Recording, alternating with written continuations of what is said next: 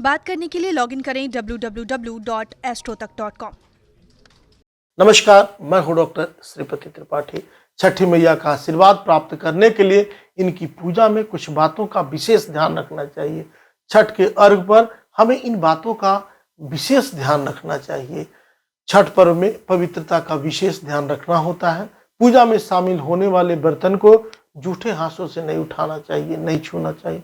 दूसरे सामान को छूकर छठ की चीजों को नहीं छूना चाहिए। हमेशा हाथ साफ करके ही छठ पूजा के सामान को हाथ में लेना चाहिए, इसीलिए इसे सुरक्षित और बच्चों से दूर रखना चाहिए।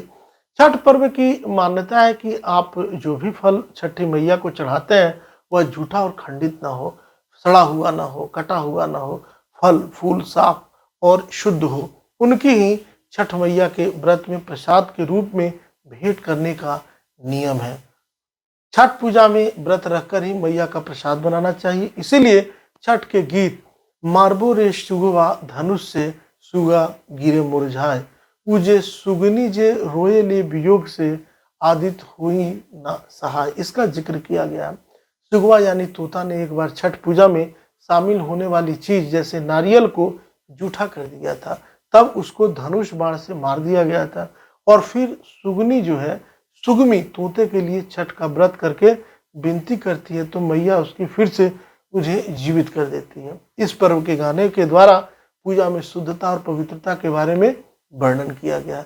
4 दिन तक चलने वाला इस पर्व में अगर जो व्रत नहीं रख रहे हैं उनको भी लहसुन प्याज के सेवन से बचना चाहिए और पवित्रता का पालन करना चाहिए। इस दौरान सात्विक भोजन करना चाहिए। अगर संभव हो सके तो इन 4 दिनों तक लहसुन प्याज को घर में भी न रखें। इस शुद्धता का ध्यान रखें। छठ पूजा साधना का पर्व माना जाता है। छठ मैया की पूजा का नियम है कि जो व्रत कर रहे हैं उनको बेड गद्दा या पलंग पर नहीं सोना चाहिए। 4 दिन तक व्रत करने वाले को भूमि पर आसन बिछाकर ही सोने का नियम है, ताकि व्रत करने वाला साधना को पूर्ण कर सके। इसके कई सकारात्मक फल देखने को मिले हैं। शारीरिक और मानसिक रूप से भी इसका सकारात्मक प्रभाव पड़ता है। छठ पूजा में किए जाने वाले डाला और बर्तन से प्रयोग किए गए न हो, इसका विशेष ध्यान रखें। पूजा में शामिल होने वाली हर चीज जो है वो नहीं होनी चाहिए। अगर आपके बर्तन धातु के बने हुए हैं तो उनको साफ करके प्रयोग में लाए जा सकते हैं, इसीलिए डाला हमेशा नया ही होना चाहिए। अगर जो लोग इन चीजों को जुटाने में असमर्थ हैं तो उन दूसरे संपन्न लोगों को उनका सहयोग और मदद करनी चाहिए। उम्मीद है कि आप सभी को यह पसंद आ रहा होगा। छठ पूजा के नाम पे जो भी वस्तु घर में लाए उसका प्रयोग जो है यह पर्व समाप्त होने के बाद ही करें, उसको अलग रख दें ताकि कोई भी गंदे हाथों से छू न ले। साथ ही यह भी ध्यान रखें कि छठ के प्रसाद को अपने मन से जो है वह खूब यह पर्व मनाए और मन से ही प्रसाद बनाए। मान्यता है कि एक बार जिन चीज़ों को आप चढ़ाते हैं उसे फिर हर साल चढ़ाना पड़ता है। छठ का त्यौहार देवी देवताओं के साथ साथ प्रकृति एवं कृषि की उन्नति का प्रतीक है।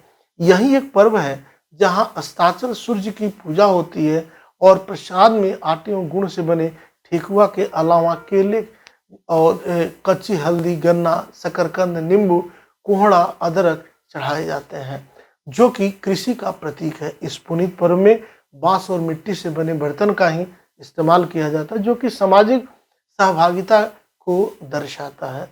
और ग्रहों के राजा सूर्य को भगवान विष्णु का प्रत्यक्ष रूप माना जाता है। कार्तिक मास में भगवान विष्णु जल में निवास करते हैं। मान्यता है कि नदी या तालाब में कमर तक प्रवेश कर अर्घ देने से भगवान विष्णु और सूर्य दोनों की पूजा एक साथ हो जाती है।